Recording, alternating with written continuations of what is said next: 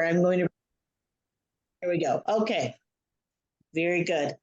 Well, congratulations, Maril. Today's the 9th anniversary of the date that we first, well, I saw it a little earlier because I had screeners, but the first date that we saw Outlander on Stars. I know, it's so exciting. It's like so crazy. I can't believe it. It's been 9 years. Crazy. Right. And for you, it's been a lot longer than that, I'm sure. I know this is just about my 10th anniversary of writing about the show. So how much earlier, just real quickly, how had you started, had the whole planning process started?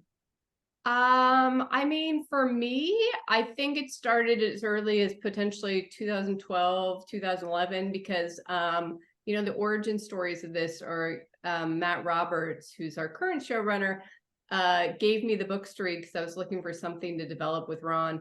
And I love them and just was like, oh, we have to make this, and this is amazing, and mentioned it to Ron, and then set up a meeting with the rights holders, and it went great, but they wanted to do films. And we walked out of the meeting, and I just said to Ron, you know, it can't be a film, like it has to be a TV show. Right. So we reluctantly walked away, but then I kept checking back to see if they'd be interested, and one of the times they were, and so it went from there. So I mean, that was like 2011, 2012, maybe even earlier, but yeah, so it's been a long time. Yeah, so this has been more than a decade for you, 11 or 12 years. What have been the good things about being on such a long-term show? Have you learned things about yourself and about working on a show for this long? Well, I mean, listen, we're so lucky because, as you know, like there's so few shows that go this long. I mean, I've been lucky enough to also work on Star Trek, which also went long, Yes. but you know, I've learned a lot about myself, some good, some bad. You know, things I do differently on this show, but we really kind of all grew up together in a lot of ways. I mean, I'd obviously done other things before the show, but this was the first that was kind of, I felt kind of like my baby in terms of, you know, it's really boots on the ground from the beginning. And I just love this material so much that I just felt very connected. But in a way, so I think maybe I was too close to it, certainly initially, and made a lot of decisions with my heart versus my head. And I don't know, looking back, I also think, you know, so in the industry, I felt certainly early on, being boots on the ground, that I had to be really not loud, but very kind of come out swinging, as opposed to maybe kind of a nuanced approach to things. And I think looking back, I would change some of those things. But as a whole, though, it's been such a tremendous experience. You know, Scotland has welcomed us with open arms. Our crew, you know, it truly is a family, and it's such a pleasure and privilege to have been working on this show. And you know, I just love the fact also that it's so beloved. You know, I think there are very few shows you work on that so many people say to you, oh my God, you work on Outlander, I love that show. And that's a really nice feeling. We're not curing cancer, but we're still, you know, giving pleasure to some people, bringing people together. And I love talking about Outlander. I could talk about it all day long. So it's, I mean, that part of it isn't work at all. Yeah. The last time you and I talked, it was 2016, and we were waiting for renewal for season 3. So in this long stretch of time, then there've been a lot of challenges. You know, I'm sure there have been challenges for you personally. You've had to go back and forth to Scotland, and COVID, and Katrina's baby, and now the writer's strike. What has that kind of taught you about a work-life balance? I know that's a big issue these days, you know, and a lot having to do with long hours and everything else. Yeah. I mean, I think it's hard to have a work-life balance in this industry. I mean, you know, one of the things that's changed for me since the beginning is I've had kids since then. Do you know what I mean? I did not have kids when I started this. And obviously that change has been huge for me. And certainly something that Katrina and we went from talking about where to work out to now talking about kids. And I think it's really hard, but I've kind of continued to say that, you know, we're the lucky ones in that it's hard for me, but I also kind of call my own hours a little bit more than everyone else. I have a little more flexibility, you know, for the crews. I don't know how you can be a parent and be on the crew and feel satisfied with your work-life balance. That's something personally I would love to see changed in the industry, that, you know, and we're the lucky ones also in Scotland that we have 10-hour days versus 12 plus hours in the United States. I would love to see that change. I would love to see childcare on set. There are many things that I feel like could improve a work-life balance in the industry, and not just for parents, but just for people who want a life.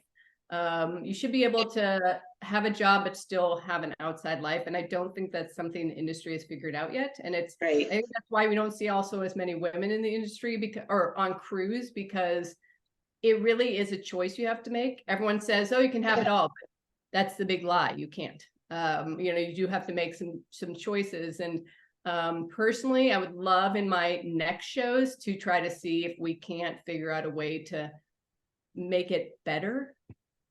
Right, right. Well, even with Outlander, you've got a lot coming up. Finishing season 7, season 8, and then blood of my blood, bone of my bone. Any idea when that one will come out, or is it really looking like after Outlander is finished? I don't know how Starz is going to roll that out, but I can say that we were pre-strike in the rooms for both season 8 and the prequels. So that is definitely on the road. I don't know when Starz is going to release those in terms of via season 8 at all, but we're on our way. Yeah, I'm very excited for that one. Me too. So I think that's going to be exciting. So what else do you have? I know that Outlander hasn't been the only thing you've worked on. You know, throughout the past years, you've had several other shows you've been working on. What else is there anything else you could talk about? I work on For All Mankind, which is about to premiere its 4th season on Apple. Ron and I also have a deal at Disney, so we are developing projects over there. So kind of watch this space, hopefully, for more to come. So yeah, so hopefully, and I would love to expand the Outlander universe. You know, I know Matt Roberts has ideas, and so hopefully, you know, something else will come about. But the prequel is our first one up anyway. Yeah, yeah. Ron had talked about developing a Court of Thorns and Roses. Are you working on that at all? Yes, yes. So that is something, another book series that I kind of chased that, you know, I really loved. I obviously love a certain type of book. So that's something we're developing for Hulu. That's terrific. I that's one of my favorite series. I gobbled it up last year, I think. Oh, really? Yeah, it's so good. And I don't know if you've read any of the others that Sarah has written, but she also has Throne of Glass, which is another 8-book series as well. So yeah, I'm super excited about A Court of Thorns and Roses, and I'm hoping, fingers crossed, that we hear good news about that soon after the strike. Yeah, I've got Crescent City sitting on my. Oh, that's harder to get into. Once you get into it, it's good, but I don't know why that first getting into Crescent City was not as easy as ACOTAR, but it's worth it. It's a very similar type of setup. Okay, I'll have to remember that. And I know our time is short, but just one kind of last question. Season 7 has been received so well. I think it's been one of the best seasons that have been done. And I don't know if you can speak to that a little bit. I feel like it's been because the season has stuck more to Diana's storylines. Yes, there have been some changes, but they've all made a lot of sense compared to the Ether storyline in season 6, which I think was pretty universally thought of as not what we wanted at all. I think, though, you know, I push back on the Ether storyline, and I'm a book purist, so I mean, I'm always gonna want to see the book versus anything else. But you know, when you have Sam and Katrina, and you have actors who are that good, you can't also just let them sit on the sideline. And the last book, that book in that Ether storyline, there wasn't a Claire story, and there was, you know, definitely more Jamie, and we should promote Jamie and we should promote Sam as well. But you know, we needed also to give Katrina something as well. And for us, we also felt like there was no processing of the trauma she had gone through. And understandably, Diana didn't do it in the book because there has been a lot of traumas, and think even in talking to Diana, she felt like she just didn't want to do that again. But it felt like we weren't doing justice to that character by not acknowledging that. And certainly in conversations with Katrina, she felt the same way, that there needed to be some way that she was processing that and didn't feel like she just kind of was like, done. Okay, that was last season, not going to process it. But I do agree that this season has been really exciting. I mean, some of it is also because we've combined 2 and a bit books for this season, and thinking this might be our last, we tried to get in as much material as possible. I just think also the writers did such a great job of condensing these 2 books and making them so cohesive in a way that took all the best parts and made a story that was really understandable as we went through and didn't feel like you were missing anything. So I agree. It's been, I mean, the first half was great. Second half is probably even better. Yeah, you had 5 new writers, just the first 1, 2, 3, 4, 4 new writers, just the first half of this season. And I know, excuse me, I'm sorry. At one point, Ron had talked about wanting a writer's room that was balanced between people who knew the material and people who were new to it.